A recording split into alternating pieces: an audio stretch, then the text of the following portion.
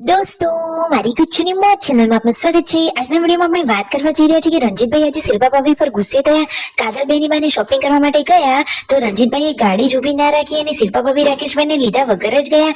અને આજે કાજલ બેની બા માટે કેવા કેવા નવા સરસ મજાના કપડાં લાવ્યા, કોણ લાવ્યું, કેટલા જોડી લાવ્યા, એ બધું જ તમને જાણવા મળશે આપણા આ વિડીયોમાં। મારી ચેનલ ઉપર નવા હોય તો ચેનલને ફટાફટ લાઈક, શેર અને સબસ્ક્રાઇબ કરી દો। Full video in Thakor family blog channel દોસ્તો, ફૂલ વિડીયોની લિંક ડિસ્ક્રિપ્શનમાં મૂકેલી છે, ત્યાં જઈ તમે આખો વિડીયો વોચ કરી શકો છો। આવી ટૂંકી ટચુકડી લાઈવ લેટેસ્ટ ટ્રેન્ડિંગ માહિતી મેળવવા માટે કરી દો મારી ચેનલને ફટાફટ સબસ્ક્રાઇબ। તો ચાલો દોસ્તો, વધારે રાહ ન જોતા આપણે વિડીયોની શરૂઆત કરી દઈએ છીએ। તમે વિડીયોમાં લાઈવ જુઓ કે આજે સંજયભાઈ તો કાજલબેની બાના કપડાં જોઈ રહ્યા છે।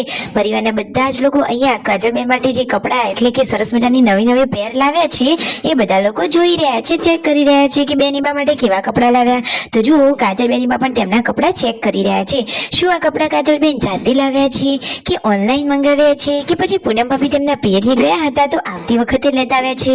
તમને આ વ્લોગ જોઈને કઈ ખબર પડી કે નહીં? જે લોકોને ખબર પડી હોય જલ્દીથી કમેન્ટ કરો। તો દોસ્તો, તમને કાજલબેની બાના આ કપડાં કેવા લાગ્યા? મને તો આ બંને કલર બહુ સરસ ગમ્યા। એક સરસ મજાનો યલો કલર ને બીજું પેર છે એ બ્લુ કલરની છે। તો એકદમ સરસ મજાના કપડાં છે। બેની બા હંમેશા સરસ મજાના ખુશખુશાલી ભર્યા જીવનથી જીવન વિતાવે અને હંમેશા હસતા રહે। રાકેશભાઈ તો હવે પહોંચી ગયા છે ખેતરમાં તો જુઓ, પૂળા બાંધીને તૈયાર રાખ્યા છે। હવે તડકામાં સુકાઈ જાય ને પછી એને ઘરે લાવી દેવામાં આવશે। તો શિલ્પા ભાભી અને રાકેશભાઈ આજે પહોંચી ગયા છે અત્યારે ખેતરમાં। તો જુઓ, રાકેશભાઈ અહીંયા ચાર ચેક કરી રહ્યા છે અને આ બાજુ શિલ્પા ભાભી ચાર વાઢી રહ્યા છે। અને રાકેશભાઈએ આ કઈ વસ્તુ લઈ લીધી તમને ખબર છે? આ વસ્તુનું નામ શું છે? આ વસ્તુ શેની બનેલી હોય છે? કઈ વનસ્પતિનું આ બીજ છે અને આનાથી શું કરવાનું હોય? રાકેશભાઈ એનો દેશી જુગાડ બતાવી રહ્યા છે કે આનાથી તો શરીરે નાહવાનું પણ હોય ને વાસણ પણ માંજવાના હોય। તો શું દોસ્તો સાચી વાત છે? અને આને શું કહેવાય? જે લોકોને નામ ખબર હોય, તમારા વિસ્તારમાં જે નામ કહેતા હોય જલ્દીથી કમેન્ટ કરો।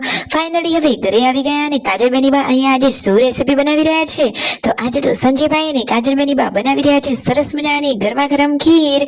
તો ખીર માટેનું બધી જ સામગ્રીની તૈયારીઓ કરી રહ્યા છે। જુઓ, ઇલાયચી ફોલી અને હવે એને વાટી રહ્યા છે। બાકી બદામ, કાજુ ને બધું જ રેડી કરી દીધું છે અને સંજયભાઈ ખીર બનાવવામાં એક્સપર્ટ છે અને કાજલબેની બાનો તેમને સપોર્ટ છે। તો જુઓ, ભાઈ બહેન ભેગા થઈ ચૂલા ઉપર સરસ મજાની ખીર બનાવી રહ્યા છે। દોસ્તો, એટલી ટેસ્ટી અને સરસ મજાની ખીર બનાવી છે કે એની સુગંધ ઉપરથી જ ખબર પડી જાય છે। તો આજે બધા લોકો સાથે જમવા બેસી ગયા છે અને ખીર ખાવાની તો બાકી બધા લોકોને મજા જ પડી ગઈ છે।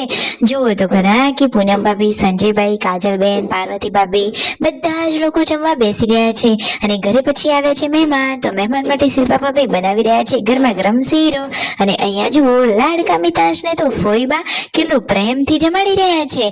એને જુઓ, રમતા રમતા ક્યારે ખવડાવી દે છે ખબર જ નથી। કાજલબેની બાને તો આ લાડકો ભત્રીજો છે અને ફોઈબા ભત્રીજાને ઘણા લાડ કરે છે। આજે તો કાજલબેની બા શોપિંગ કરવા માટે જઈ રહ્યા છે। દિવ્યાંશ માટે સરસ મજાના નવા શૂઝ લેવાના છે, એમના માટે બ્લાઉઝ પીસ લેવાના છે ને પાર્વતી ભાભી ને કાજલબેન તો આ ચાલ્યા શોપિંગ કરવા। તો શિલ્પા ભાભી અને રાકેશભાઈને પણ જવાનું હતું, પરંતુ જુઓ તો ખરા, થાર ગાડી તો ચાલી ગઈ। અરે, રાકેશભાઈ ને શિલ્પા ભાભીને લેવા માટે કેમ ના રહ્યા? રણજીતભાઈ શું ગુસ્સે થયા હતા શિલ્પા ભાભી ઉપર? કયા કારણથી? શું તેઓ જલ્દી તૈયાર ન થયા એટલા માટે? ફાઇનલી પછી તે લોકો ખરીદી કરીને આવી ગયા છે। તો દોસ્તો, શું શિલ્પા ભાભી અને રાકેશભાઈને કેમ ના લઈ ગયા? તમને કઈ ખબર પડી? અરે દોસ્તો, એવું કઈ નહીં, પરંતુ એમને થોડુંક મોડું થતું હશે એટલા માટે રણજીતભાઈને લોકો નીકળી ગયા। બાકી આ ત્રણ ભાઈએ તો હંમેશા સાથે રહે છે અને હંમેશા આમ જ સાથે રહે। કાજલબેની બા ઘરે આવીને રાકેશભાઈને કહે છે કે અમે તમને અને શિલ્પા ભાભીને ના લઈ ગયા એટલા માટે અડધી દુકાનો તો બંધ જ હતી। જુઓ, એટલે રાકેશભાઈ કહે છે કે અમને ના લઈ ગયા ને એટલા માટે દુકાનો બંધ છે। આ રીતે ભાઈ બહેન અહીંયા મસ્તી કરી રહ્યા છે। જુઓ, અહીંયા કાજલબેની બા આજે ભાઈઓની સાથે સરસ મજાની હસીને વાતો કરી રહ્યા છે। તો બેની બા હંમેશા આ રીતે હસતા ખેલતા જ સારા લાગે છે। અને સંજયભાઈ અહીંયા જુઓ, સરસ મજાનું એમનું અલગથી કિચન બનાવી રહ્યા છે, એટલે કે હવે ગેસના બોટલાની અછત છવાઈ રહી છે તો એટલા માટે એ તો સરસ મજાનું હવે અલગથી જ કિચન બનાવી રહ્યા છે કે જેના ઉપર ઘરના બધા લોકો સરસ મજાનું બહાર ખુલ્લામાં રસોઈનું કામકાજ કરી શકે।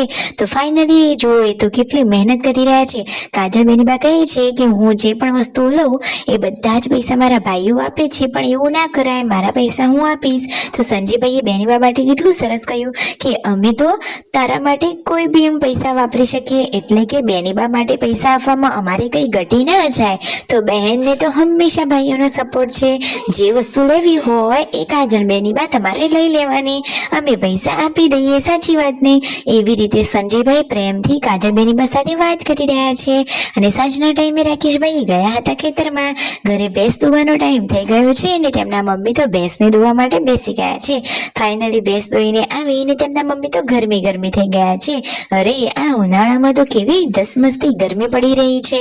અને જુઓ પાર્વતી ભાભી અહીંયા જમવાનું બનાવી રહ્યા છે. મિતાંશ તો કેટલો સરસ મજાનો હસી રહ્યો છે, ક્યુટ કાનુડો છે. ફાઇનલી બધા લોકો જમવા બેસી ગયા. આખો દિવસ સરસ ગયો. વિડીયો ગમે હોય તો કરો લાઈક, શેર એન્ડ સબસ્ક્રાઇબ.